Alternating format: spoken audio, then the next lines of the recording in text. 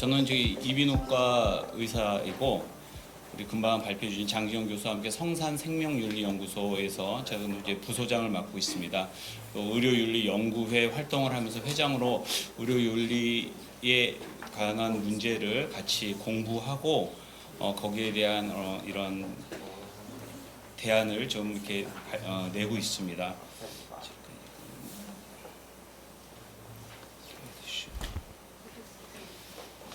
네, 오늘 발표 내용을 보게 되면은 금방 우리 법 하시는 교수님들께서 말씀해 주셨듯이 이 방만한 자기 결정권이 생명권보다 행복 추구권을 우선시한다고 하면서 낙태를 허용하게 됐고, 이거는 이제 윤리적으로 볼 때 생명 경시 현상이 장애 영유아뿐 아니라 장애아나 중증 치매 생애 말기에 있는 환자들의 안락사까지 이어지는 생명 경시 사상으로 이어질 것이 너무 명확하고요. 이렇게 자기 결정권을 너무 방만하게 행사한 결과가 오늘 주제가 된 이런 무분별한 평등권, 그래서 헌법에서 말씀해 주신 양성의 평등권을 다 무시하고 동성 결혼으로 이어지면서 결혼과 가정의 가치를 무너뜨리는 위험에 처하게 된다. 금방 발표해 주신 이 국가인권위원회가 관련 규정으로 왜 우리가 이렇게 낙태를 종용하게 됐느냐 하고 관련 규정으로 지은 게 바로 헌법입니다. 근데 우리가 태아가 인간이라는 것을 인정하지 않았기 때문에 이곳에 태아라는 말만 넣으면은 모든 태아는 존엄한 가치를 갖고 불가침의 인권을 확인하고 모든 태아는 신체의 자유를 갖는 것이고 이런 보호를 받아야 된다는 이 내용이 아까 말씀해 주신 이 자연법에 가까운 민법에서 보듯이 태아는 이미 상속 순위에 있어서 출생한 것으로 보고 있지 않습니까? 그래서 굉장히 태아가 인간인지에 대해서 인권위가 분명히 얘기를 해야 됩니다.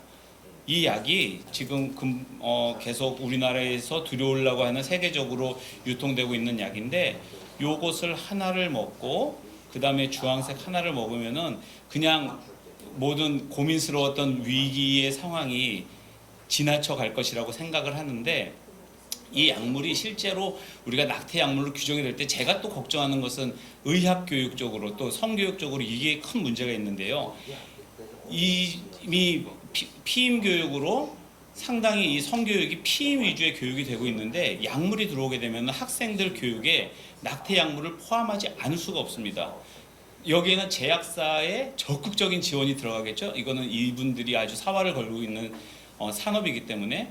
근데 그렇게 되면 어떤 개념이 들어가냐면 약은 치료하는 것, 그러면은 임신은 치료해야 되는 것, 그러면은 생명이라는 것은 아까 말한 티슈로서 병적인 존재가 되는 겁니다. 그래서 생명을 어떻게 인식하게 되는지 청소년기의 모든 이 공교육에서 이런 아주 무지막지한 사고가 일어나게 되는 것이에요. 그래서 계속 여성의 권리를 위한다고 하면서 인권위가 얘기를 했지만은 결국은 이거는 약을 안 먹일 수가 없죠. 남자 입장에서 이런 곤란한 일을 당했다면은 남성의 낙태 강요가 증가할 것이고, 여성들이 아까 나왔던 많은 사진을 보면서 굉장히 참 안타깝다는 생각을 했습니다. 그 여성의 권리를 주장하는 모습들이.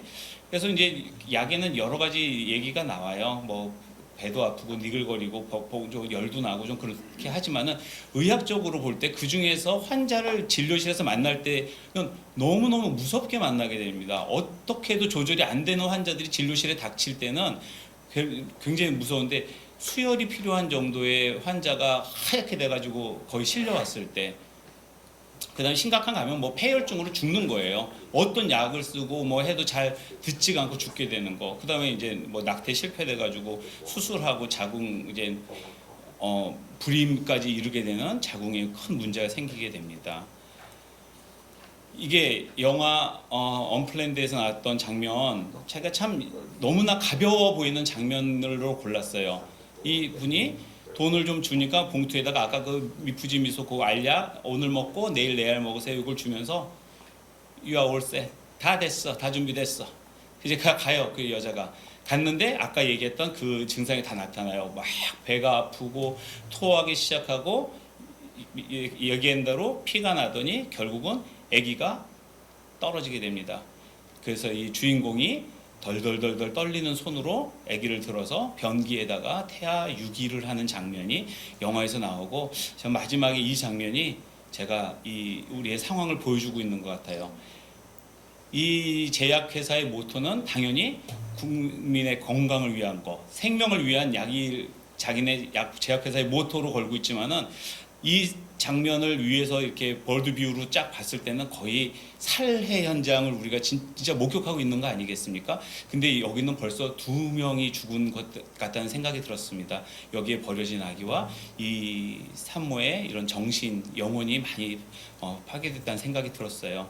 그래서 이 약은 자체가 사실은 인부에 대해서는 금기라고 식약처에서 금기라고 한 약인데, 이것을 우리나라에 들여왔을 때 이 부작용에 대해서 고지하고 어떠한 아까 말했던 문제가 생겼을 때 그 책임을 지금 누가 지겠느냐? 의사들이 반대하는 이유죠. 식약처가 지겠습니까? 의사가 지겠습니까?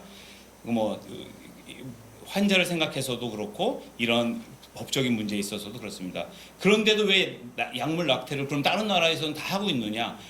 첫 번째로 의료 비용이 부담이 되는, 이제 이런 뭐 미국, 영국, 프랑스, 캐나다, 호주 이런 데는 비용이 부담이 돼서 그렇거나, 아니면은 요 공공의료 쪽에 가는 분들은 병원 대기 시간 동안에 뭐 의사를 만날 수가 없습니다. 그런 동안에 이제 아기는 이미 9주, 12주 이상 커버릴 것이고요.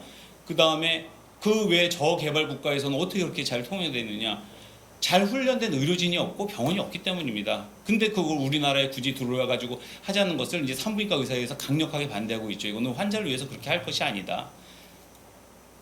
그래서 지금은 우리가 아까 국가인권위의 모든 것을 봤지만은 이 모자보건법 개정을 우리가 태아라는 용어를 꼭 넣어서, 지금은 모성 및 영유아 생명이라고 되어 있는데, 진정한 법이 되려면 영유아가 건강하게 되려면 태아 쪽부터 건강해야 되거든요. 그래서 태아가 자궁에 착상하여 자궁 내에서 심장 박동이 확인되는 사람이라는 정의를 넣어야 된다. 이게 저희의 주장이고요. 그 다음에 이 모자보건법의 개정을 이 허용 한계를 여기다 넣어가지고 이것을 이용해서 계속 모자보건법에 근거한 우리가 낙태 수술을 해야 된다고 했는데, 근데 사실은 뭐 모든 근거를 이제 없애고 더 낙태를 하자가지만, 이 73년도에 이 법이 개정될 때는 이제 그 인구 조절을 하는 목표에 있어서 이 법을 만들면서 그래도 뭐 우생학적으로 문제가 있고 신체 질환의 문제가 있고 전염성 질환의 문제가 있고, 요새 이걸로 낙태하는 일이 어디 있습니까? 다 뱃속에 있는 아기도 자궁에서 수술해가지고 태어나게 하는 시대가 됐는데, 그리고 아기 어떠한 문제도 없는데 그런 윤리적인 문제로 뭐 낙태를 해야 된다고 규정해 놓은 거, 이거 다 없애고 우리는 오직 산모의 생명권과 충돌되는 일이 있을 때, 산모가 죽음에 처했을 때만 안타깝지만 허용하자는 것으로 개정을 하자고 이제 주장을 하고 있습니다. 그래서 저희가 인간의 왜 존귀하냐고 물어봤을 때 우리는 명확하게 답하는 게 뭐 두루뭉실한 게 아니라, 하나님의 형상으로 창조되었기 때문에 존귀하다.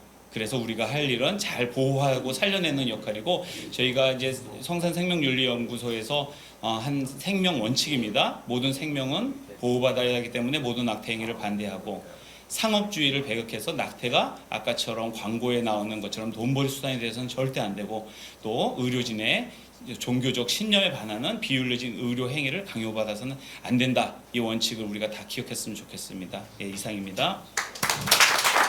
네, 수고하셨습니다. 두 번째 발표 정지용 교수님과 문지영 원장님 토론 잘 들었습니다.